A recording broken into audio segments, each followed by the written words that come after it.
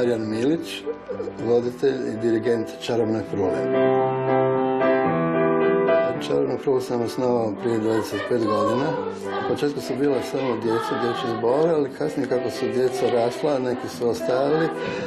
Kasnije smo dobili i mame koje su se priključile, tako da imamo paralelno malu djecu i njihove, uglavnom za sad mame. Imamo već i nekoliko i muških.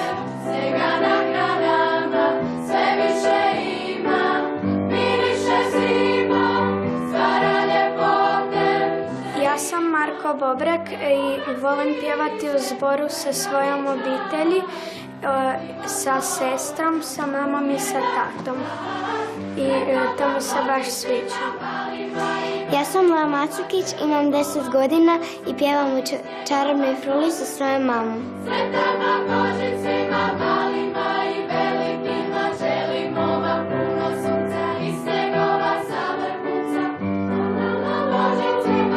Marijan Milić, moj brat, i on je voditelj ovog zbora i ovog društva. Znači, glavni.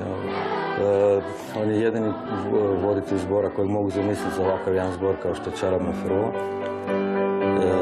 gdje on napravi praktički iz djece koja možda nikad ne bi napravila nešto tako, napravi vrhunske pjevače ili pjevače koji uživaju u tome da pjevaju.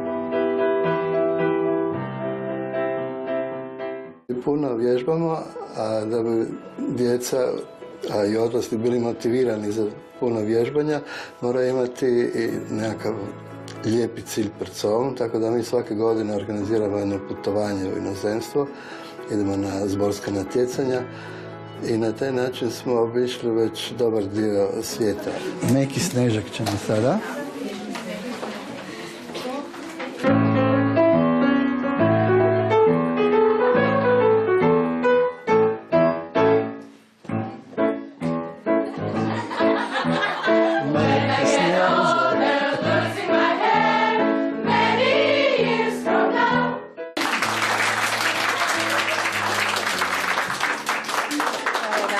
Zbor je na kratko otkazao poslušnost, pa vam je otpjevao jedno od vaših omiljenih pjesama, a ja vam želim evo i u ime Hrvatske radiotelevizije dati jedan mali znak pažnje, u ime zahvalnosti za sve što činite i što ste jedan vrijedni svjetionik i činite ovo društvo boljim.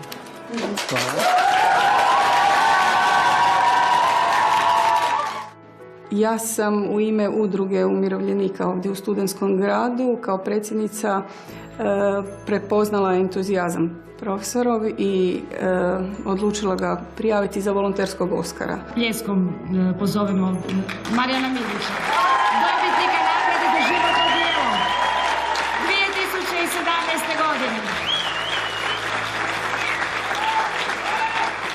Vrlo mi je drago da su me predložili moji pjevači i sad, nakon što se zna da sam dobio nagradu, dobivam puno lijepih pisama, takva sad recimo